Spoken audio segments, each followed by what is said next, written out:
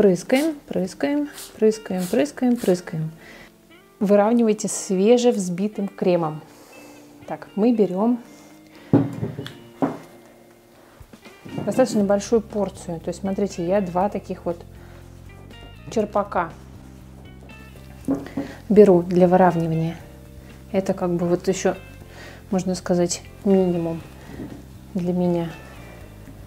Вот так, мисочка у нас целая. У нас сегодня очень красивый цвет. Вот этот цвет называется Electric Pink, фирма Americolor.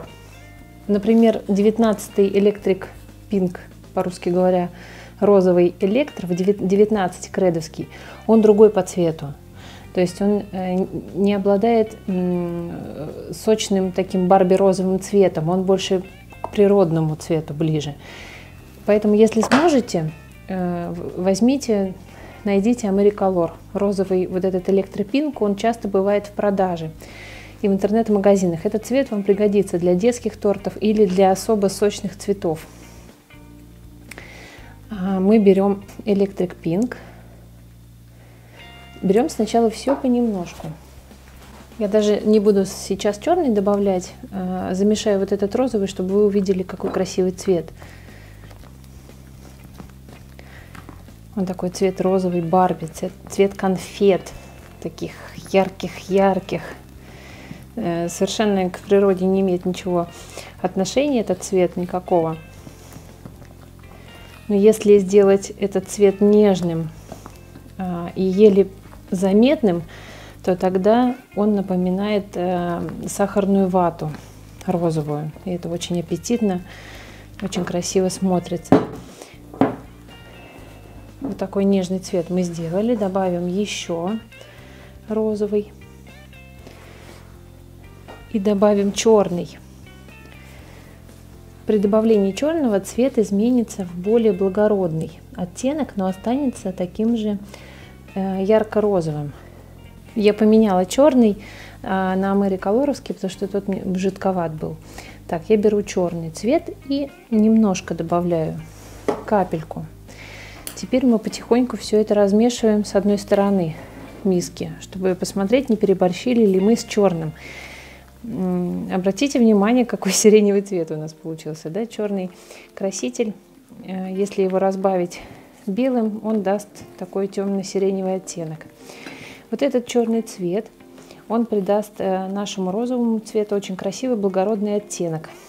Один из моих любимых свадебных тортов оформлен как раз в этом цвете, розово-черный. Он получается такой немножко стальной, приглушенный, как будто пепельный. Добавим еще немного розового, поярче.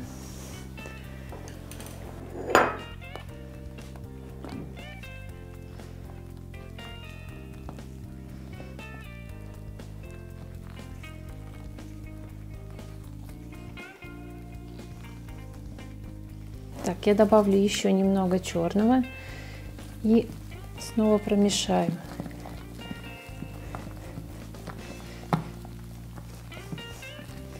Вы это делаете до тех пор, пока не увидите красивый цвет, который вас полностью устраивает. Он может быть нежнее, он может быть ярче. Главное, чтобы для вас это был идеальный цвет. Теперь что мы делаем?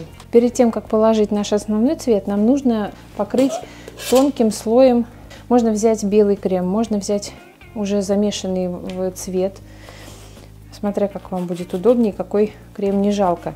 И мы тонким слоем покрываем тортик для того, чтобы прилепить вот эти вот крошечки, которые у нас на торте есть.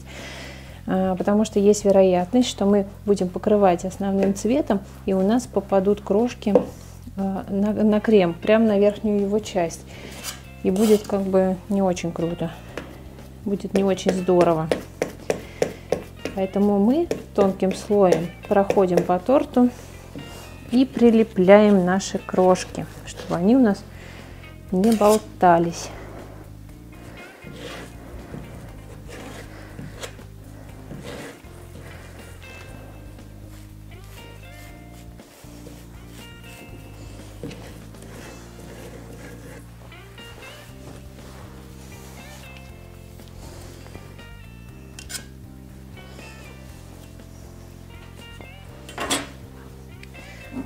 После того, как мы покрыли черновым слоем, я беру наш основной крем окрашенный, выкладываю весь на торт.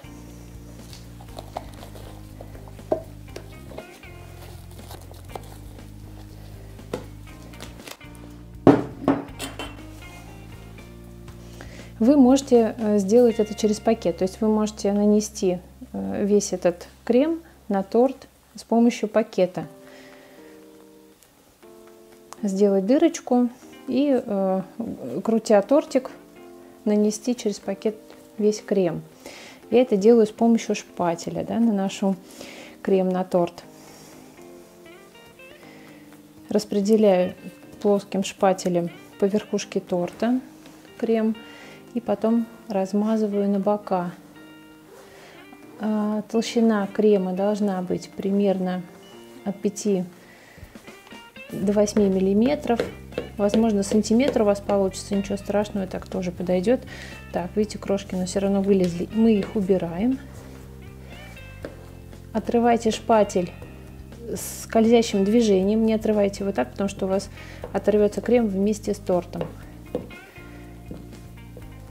Самая главная задача наша — распределить крем по боковинке торта, чтобы у нас боковинка была более-менее в вертикальном положении. Теперь мы берем широкий шпатель, ставим его на подложку и крутим. Если у нас подложка и крутящийся столик и стол ровные, то тортик у нас при таких минимальных усилиях получится с ровной боковинкой. По мере того, как мы крутим тортик, шпатель мы все сильнее прижимаем к боковинке торта, и все дырочки и неровности у нас выравниваются.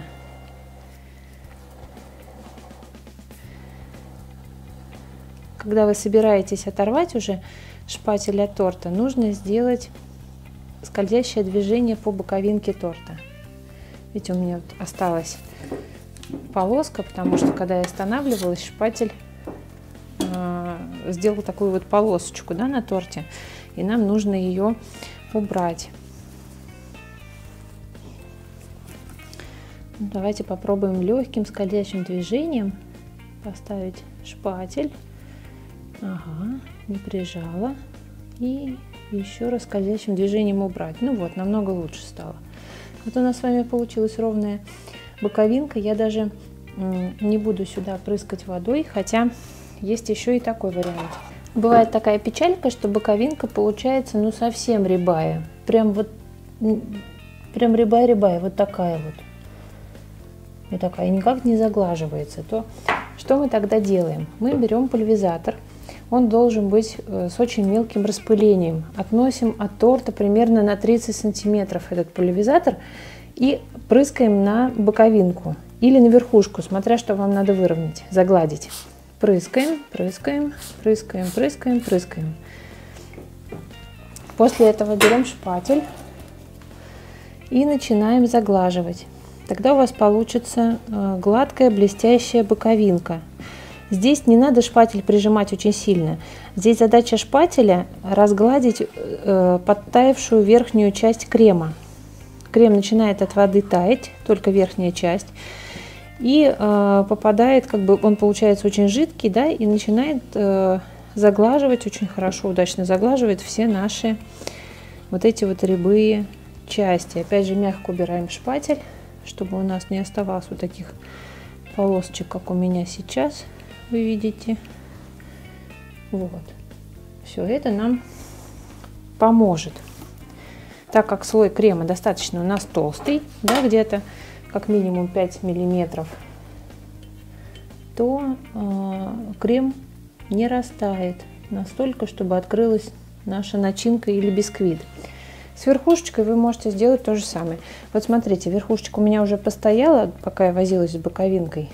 Я провожу, убираю излишки на верхушке, да, корону вот эту вот снимаю, и у меня, естественно, образуется вот такая вот рябая поверхность.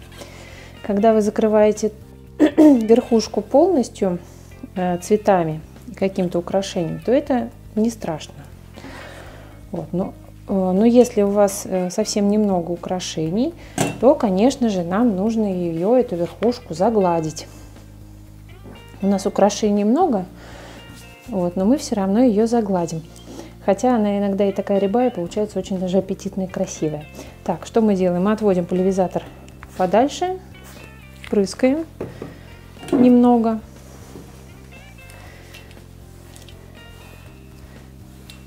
И чистым шпателем, он может быть даже мокрый, для того, чтобы вам удобнее было все это заглаживать, потихонечку, легкими движениями, любым шпателем, каким вам удобно, может быть у вас маленький шпатель, да, квадратный, может вам этим шпателем будет удобней, и приглаживаете поверхность торта, не нажимая так, чтобы, то есть не нажимайте, а то у вас край тортика съедет вниз и будет грибочек.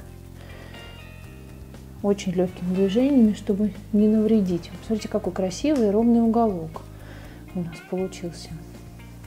Ну вот.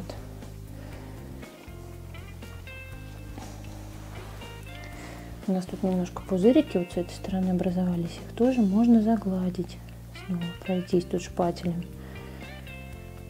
Просто когда получается хотя бы одна сторона идеально ровная, да, этого обычно достаточно. Вот у меня вот эта часть прям ровная-ровная. И если, например, сюда класть полувенком цветы, то получается вот эта часть открыта, ее видно, и она красивая.